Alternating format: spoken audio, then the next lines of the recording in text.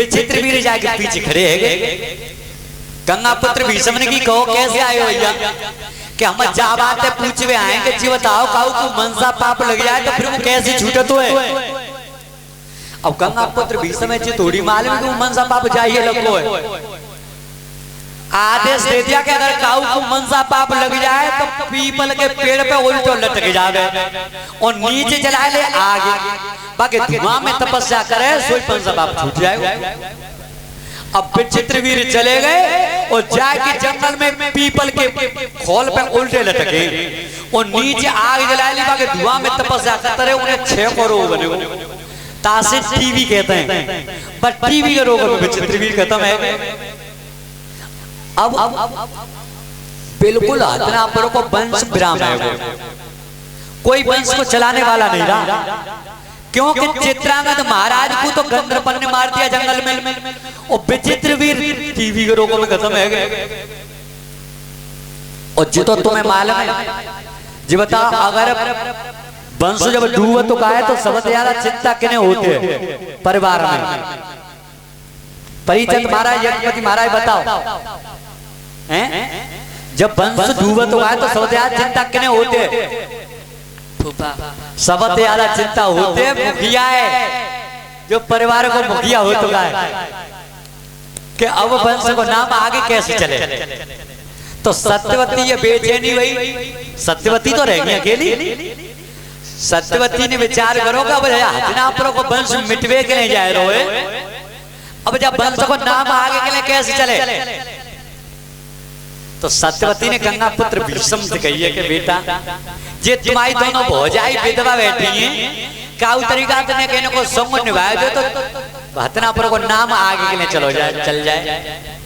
गंगा पुत्र भीष्म ने की मैया कैसी बात कर रही हूँ मैंने तो अखंड ये पढ़ लिया कि मैं शादी करूंगा ही नहीं जीवन भर नारी का चेहरा ही नहीं देखूंगा और तुम कह रही हो संग निभाए दो। और दूसरी बात मैया जी कि तुम रामायण सुन रही हो रोज और मैं तुम्हें रामायण का पाठ सुनाता हूँ क्या तुम्हें मालूम नहीं है जिस समय पर भगवान राम ने और बाली के बाण मारा है उस समय पर बाली ने यही तो पूछा है कि मैं बैरी सुग्रीव प्यारा और कारण कवन नाथ मोय मारा।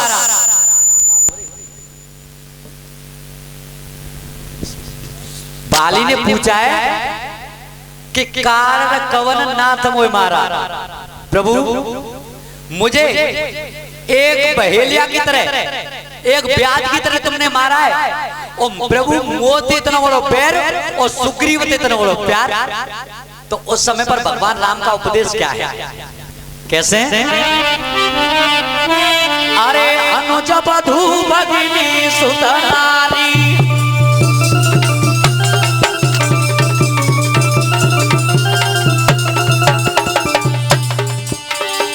अनुज बधू भगिनी सुतनारी और सुन सत कन्या समय चारी।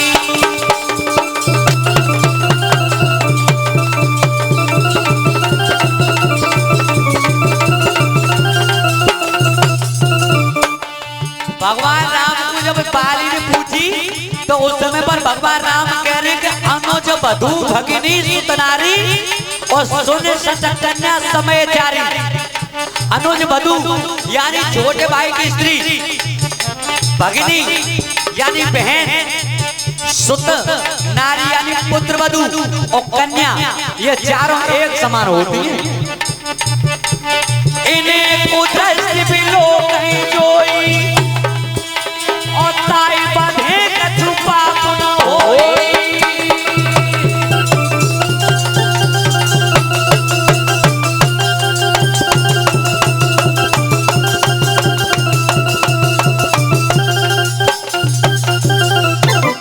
अनुज बधू भगिनी सुतनारी और सुन सत कन्या समय चारी। अरे दुष्ट अरे नीच ये चारों एक समान होते हैं। अगर इन पर कोई कुदृष्टि भी डालता है उसे मारने में कोई दोष नहीं होता है। तो अब जैसी सत्यवती से गई गंगा पुत्र भीष्म ने कहा मैया तेरा वंश चले या ना चले लेकिन मैं तो एकदम गंगा पुत्र भीष्म पीछे ठीक है। अब सत्यवती ने याद किया है जो पहली संतान थे कौन, वेद व्यास जी, सत्यवती से ही पैदा थे वो। तो वेद व्यास जी को जब हथनापुर नगर में बुलाया गया है तब मैया सत्यवती ने कही बेटा जब भौजाई बिका बेटी हथनापुर को वंश बिल्कुल ब्राह्म है के ले जाए रो का तरीका से ऐसा करो कहीं ना कहीं संतान पैदा है जाए। वेद व्यास जी ने कही मैया मैं योगियों का योगी हूं, वेदों का इतना बड़ा अभ्यास है मुझे कि अगर ये दोनों रानी अंबिका अंबालिका जी अगर दोनों रानी नगिन काया लेके मेरे सामने पर निकल जाएं तो मैं अपने विद्या के योग बल और तपोबल के द्वारा इनके गर्भ स्थापित कर दूंगा। तो आज सत्यवती ने जाके महलन में कही है दोनों रानी थे,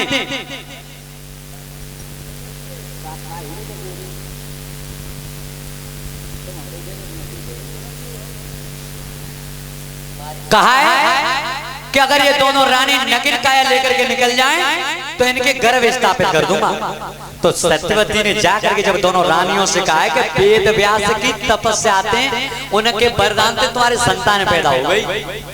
तो आज संतान के लालच में दोनों रानी अंबिका और अंबालिका महलों से निकल करके चली हैं। कैसे? सोनो लगाए के ध्यान अरे डारे नहीं और पायनु की रे चट्टी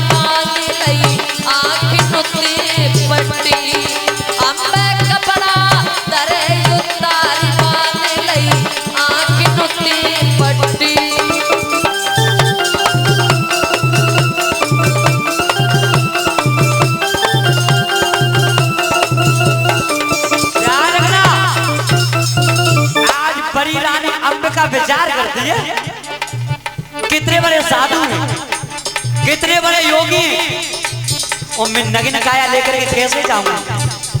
तो आज कपड़ा तो उतारे रानी ने पर आंख इनके पट्टी बांधी है। विचार करोगा जब वो ये कचरा दिखाई दे तो मेरे जाने संसार अंधेरे में। सही बात है।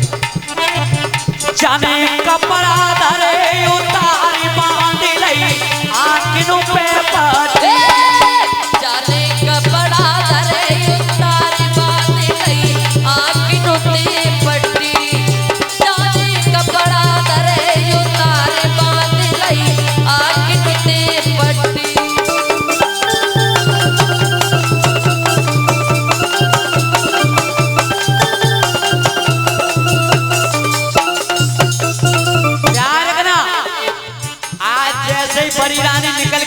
आंखों से पट्टी बांध के और जो वेद व्यास के सामने पर गई भौका अरे कदम जब आगे धारो अरे कदम जो आगे कुरेदारो लीनो योग समारे मंदबा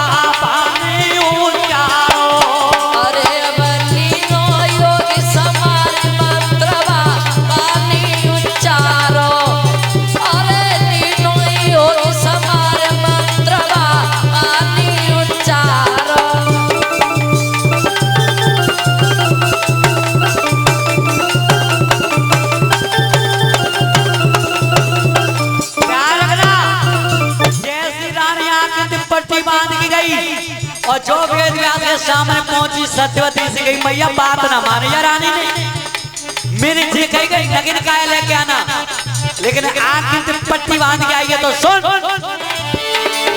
अरे बचन मेरो नाय होई तो मंदो अरे बचन मेरो नाय होई तो मंदो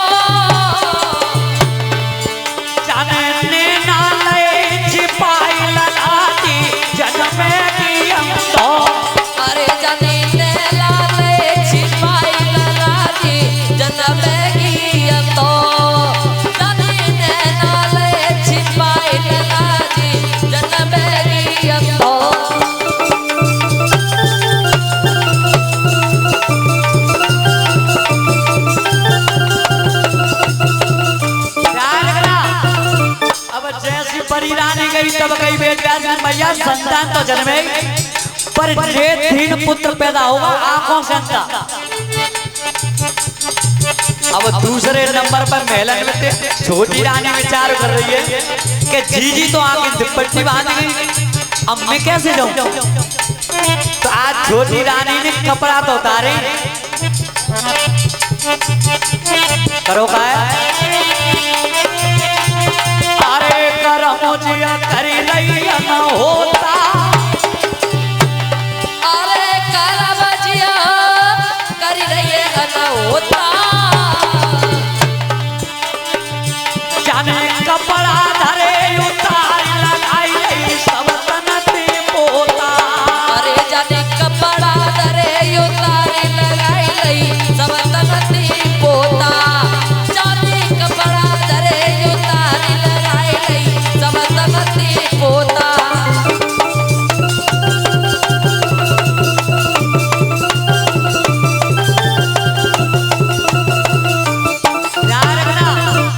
छोटी रानी ने सबरे कपड़ा उतार के शरीर से पोता मत लगाई है। जो वेद व्यास के सामने पहुंची, वेद व्यास ने की मैया संतान तो जाऊगे जन्मे पर बात मानी जाऊंगी ना, बाकी तो नेत्रहीन पुत्र पैदा होगा, इसके पुत्र पैदा होगा पीलिया रोग से ग्रस्त होगा, पांडु रोग का पुत्र पैदा होगा। तो ध्यान रखना, बड़ी रानी के पुत्र पैदा हुए थे धृतराष्ट्र जो आंखों से अंधे थे, और छोटी रानी के पुत्र पैदा हुए थे पांडु। अरे दोनों नारी गर्भवती आई, गुरुदेव साधु ध्यान में सर नहीं जाई, और सुलभा दासी रही गर्भवती, और आगे की में कथा सुनाई।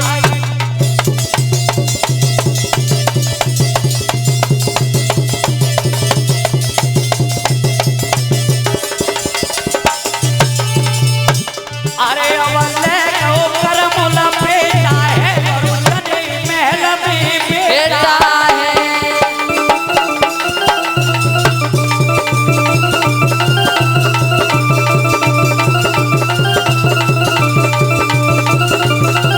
बोलिए सतगुरु भगवान की। ध्यान रखना सोनकाद ऋषियों, आज जिस समय पर बड़ी रानी के जो पुत्र पैदा हुए थे उनका नाम रखा गया धृतराष्ट्र जो आंखों से अंधे थे, छोटी रानी के पुत्र पैदा हुए जिनका नाम पांडु रखा गया। एक दासी औरत महलों में उसके पुत्र पैदा हुआ, दासी गई वेद व्यास के जोरे, सत्यवती पूछी मैया ये दोनों रानी कहाँ के थे गई। सत्यवती ने कही कि वेद व्यास महात्मा आएंगे, उनकी वरदान के द्वारा इनकी तपस्या के द्वारा संतान जन्मे। दासी ने कही या तो ये सत्यवती पागल है गई है, या ये दोनों रानी पागल है गई है, बताओ ऐसे वंश का नाम चल जाएगा। तो दूसरी बात सोची कि जो इन दोनों रानी निकले वही सोई मिले हो गए। दासी गई पर मोह बंद नहीं होगा और रास्ता में वेद व्यास ने कहती मैया संतान जा दासी के पैदा हो गई, पर जाके पुत्र पैदा हो गए पूरे जीवन भर मोह बंद नहीं रहे। तो बात दासी के पुत्र पैदा हुए थे विदुर। तुम देख लो टेलीविजन पर महाभारत देखा होगा, पांडवन की कौरवन थे, कौरवन की पांडवन थे, कहते कहते जीवन लेकर पर मां नहीं खाओ नहीं। तो धृतराष्ट्र महाराज जब जवान हुए थे, धृतराष्ट्र का विवाह हुआ था काबुल से जहां की गांधारी थी। पांडु महाराज की दो शादी हुई थी, कुंती और माद्री के साथ में। तो ध्यान रखना गांधारी के 100 पुत्र पैदा हुए थे, जिनमें सबसे बड़े पुत्र का नाम था दुर्योधन। और इधर पांडु महाराज के 5 पुत्र थे, जिनमें 3 तो कुंती के थे, युधिष्ठिर, भीम, अर्जुन ये कुंती के थे, और 2 नकुल और सहदेव वो माद्री के थे। 2 शादी हुई थी पांडु महाराज की। तो जब आपस में जब कलह रहती थी परिवार में, तो गंगा पुत्र भीष्म ने और धृतराष्ट्र ने राजगद्दी का बंटवारा कर दिया था। 40 गांव पांडवों को देकर के समस्त राजधानी का युवराज दुर्योधन को बनाया। लेकिन दुर्योधन को फिर भी चैन नहीं पड़ा। और दुर्योधन जो था वो कलह का अवतारी था, फिर भी चैन नहीं पड़ा। दुर्योधन विचार करोगा जब तक समस्त राजधानी का युवराज नहीं बन जाऊंगा तब तक चैन की नींद नहीं सोऊंगा। तो कितनी बड़ी चाल चली, जुआ का खेल करवाया है। तो ध्यान रखना जितनी बड़ी संपत्ति हथियाई पांचों पांडवों ने जुआ के खेल में सब जीत ली। एक कवि तो यहां तक संकेत कर रहा है कि जुआ जैसा खेल नहीं अगर हार न हो तो, और भाई जैसा संबंध नहीं अगर तकरार न हो तो, और मित्रता जैसा रिश्ता नहीं अगर गद्दार न हो तो, और खीर जैसा भोजन नहीं अगर बीमार न हो तो। खीर जैसा स्वादिष्ट भोजन ना है, बहुत बढ़िया भोजन है। उन्हें तुम देख लो संध्या को 70-80 साल की उम्र हो, भर की कटोरा खीर खवा दो सवेरी राम राम में, फिर वो खीर ना है फिर तू हनुमंत्या मोर करो या तो ध्यान रखना समस्त राजधानी का युवराज नहीं बनूंगा तब तक चैन की नींद नहीं आई। तो दुर्योधन ने विचार करो समस्त राजधानी जब जीत लिया है तो हस्तिनापुर नगर में एक सभा एकत्रित की गई है। तो हस्तिनापुर नगर में सभा लगवाई गई, भगवान कन्हैया भी मौजूद हैं। भीमसेन ने कही कि अगर मेरी बात मानो तो प्रभु राजगद्दी में बांट बिना लड़ाई के न तो आज मिले और न कल मिले, लड़ाई हो गई। भगवान कन्हैया ने भीमसेन की बात को नहीं माना। भीमसेन ने कही कि तो बात बिल्कुल गलत है, लड़ाई तो बिल्कुल अंतिम रास्ता है, जब चारों तरफ से रास्ता बंद है जाए तब लड़ना चाहिए। ताते ऐसा करो एक शांति दूत भेजो, मत प्रस्ताव बनी जावे। तो एक शांति दूत भेजा है दुर्योधन के पास में। दुर्योधन ने मना कर दिया कि राजगद्दी को बंटवारो तो बहुत बड़ी बात है, सुई की नोक के बराबर जमीन नहीं दूंगा। जब शांति दूत लौट के आया, भगवान कन्हैया विचार करते हैं कि लाओ बिच्छो एक बार हम जाके देखते हैं मत प्रस्ताव बन जावे। कितना झुक जाता है भगवान भक्त के लिए, शांति दूत बनने के लिए तैयार है। मेरा ठाकुर ये नहीं सोचता कि जहां मेरी नीची है रही है। तो आज भगवान कन्हैया और शांति दूत बन करके दुर्योधन के यहाँ पे चले, और बालम को दुर्योधन मालूम पड़ गई कि जो पांडवन को असली मददगार हत पाए कन्हैया को आज आए रोए, और जो कन्हैया कैसे करके खत्म है जाए तो ये पांडव कितनी देर के हैं, जब पांडव कितनी देर के लिए। तो कितनी बड़ी चाल चली दुर्योधन ने, जहां पर राजसभा लगत दिखाई दुर्योधन की तहां पे 80 गज गहरी खाई खुदवाई दी, और ताके ऊपर कच्चे धागे को सुतों को पलंग बिछवा दिया। विचार करो कन्हैया कैसे करके आ जाए, सो जाम बैठाते हैं सो नीचे चले जाएंगे और ऊपर दे देंगे मट्टी। पांडव कितनी देर के लिए फिर, ये अज्ञानता है। जाके भौं को पलों के हिल जावे, धरती पलटा खा जाते। ये चौपाई लिखने गोस्वामी तुलसीदास जी रामचरितमानस में, कहां पे जब मामा मारीच जब सोने का हिरण बन करके गया है, तो जब सीता जी ने अनुरोध किया है भगवान राम से, तो भगवान राम जब हिरण को मारने के लिए गए तब हिरण ने राम की आवाज में हाय लक्ष्मण का शब्द पुकारा है।